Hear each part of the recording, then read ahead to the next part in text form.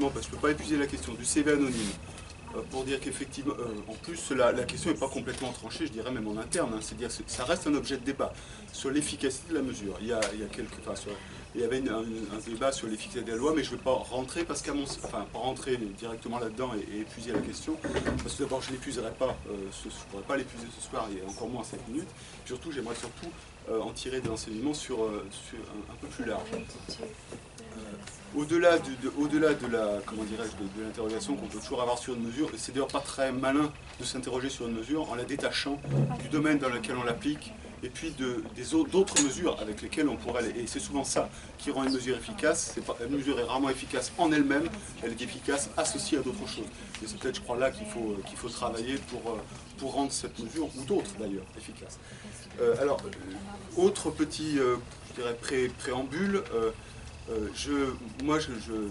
Comment dire, il n'y a aucune opposition ni de principe, ni même en termes d'efficacité à tout ce qui est recours, sanctions, il y a du besoin. Mais je ne voudrais pas mon expérience syndicale me dit attention, on ne règle jamais tout avec des règles, avec du sanctionnable. Je fais juste un tout petit détour par rapport à mon domaine, à mon milieu professionnel d'origine, qui est l'éducation nationale. L'éducation nationale, comme la fonction publique, et puis l'éducation nationale peut-être encore plus dans la fonction publique, est réputée pour avoir des règles extrêmement strictes, extrêmement anonymes, objectives. Effectivement, comme vous lisez les règles de recrutement comme de promotion, vous dites que ce n'est pas possible qu'il y ait de la discrimination dans ce milieu. Or, quand vous regardez la réalité des choses, notamment en matière de promotion, vous constatez qu'il y a des discriminations. Discriminations qui ne sont sûrement pas volontaires au sens où quelqu'un à un moment donné a dit tiens, je vais sanctionner tel candidat parce que c'est une candidate par exemple, mais il y a des discriminations qui se construisent, je dirais, à l'insu de notre plein gré, comme on disait à une certaine époque pour d'autres sujets. Donc, c'est pas pour discréditer tout ce qui est mesure d'anonymat, mesure réglementaire, mesure d'objectivation, mais soyons bien conscients que ça n'est jamais suffisant. Ça n'est jamais suffisant. Parce qu'on a il y avait une expression tout à l'heure de discrimination systémique, donc de système discriminatoire. C'est souvent à ça qu'on est confronté, des systèmes qui, je dirais, qui discriminent anonymement, si vous me permettez cette pirouette. Bon, alors après, pour pas non plus... pour répondre un peu sur ce qu'on peut faire, nous, parce que c'est comme ça, nous, organisation syndicale. Je vais parler au nom de la mienne, hein, je n'ai pas la prétention de parler au nom de toutes les organisations syndicales.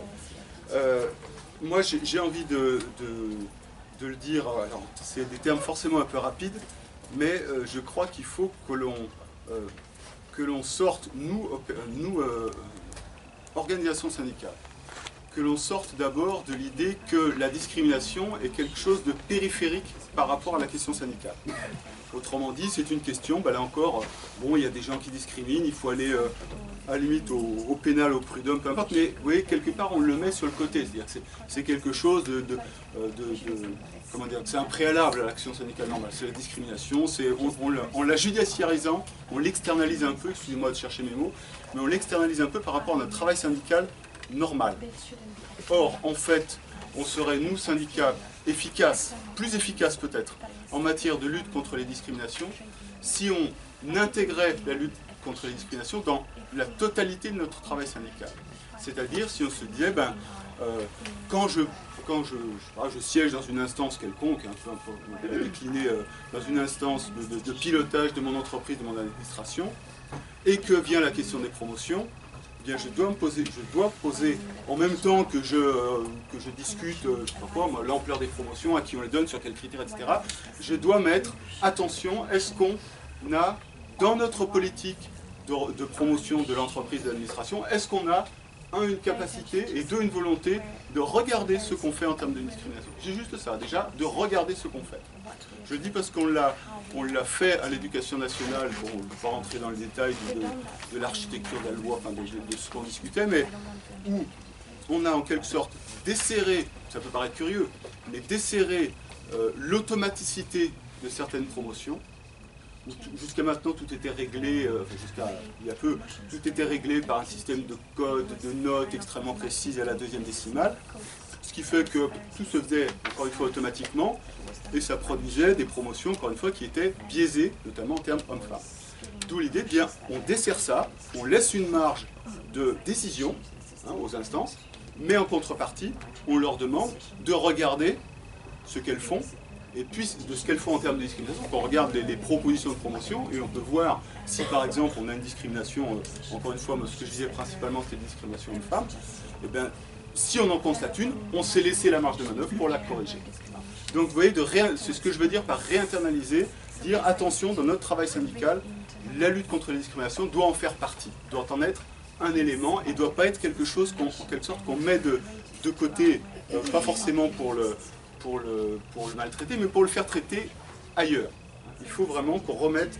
Alors, là, j'ai pris la question des promotions, il y a bien sûr la question du recrutement, il y a plein d'autres questions aussi discriminatoires il y a plein d'autres sujets, pardon, où la question de discrimination peut être intégrée dans l'action syndicale. Notamment, il faut aussi qu'on ait à l'esprit, c'est que, vous le savez aussi bien que moi, l'impact des discriminations, il est souvent il y a beaucoup de cas où il est bien perceptible quand on regarde l'ensemble d'une carrière. C'est-à-dire que vous pouvez avoir une discrimination qui est peu perceptible à chaque étape d'une carrière, à chaque décision relative à une carrière. Par contre, quand vous cumulez ça sur une carrière, vous avez un impact majeur. Donc il faut, encore une fois, qu'on est obligé d'internaliser les choses, d'élargir la focale pour être efficace. Excusez-moi, je parcours rapidement mes notes pour voir, d'abord pour retrouver un peu la cohérence du fil de ce que je voulais vous dire. Alors, ça demande, bien sûr, il ne faut pas se cacher, ça demande un effort de formation.